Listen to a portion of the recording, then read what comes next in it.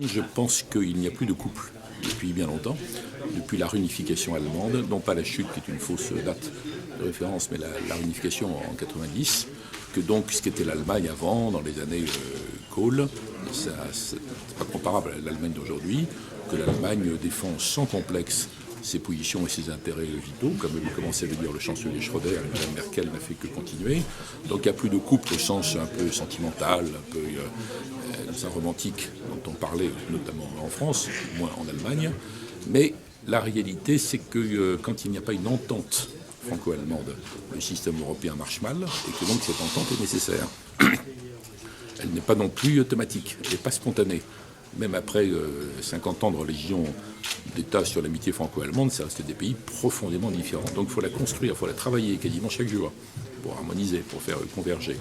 Et si on y arrive, c'est tout à fait efficace. Donc il faut savoir que ce n'est pas donné, ça ne tombe pas du ciel. Alors on pourrait dire, mais est-ce que c'est encore possible alors qu'il y a un tel décalage économique? Il y a 10-15 ans, l'Allemagne était l'homme malade de l'Europe. Maintenant, la France est en difficulté. Elle n'arrive pas tout à fait à faire les réformes qu'il faudrait. Ça reste possible parce que pour les Allemands, c'est gênant d'exercer en Europe un leadership trop lourd, j'allais dire balourd, et trop visible.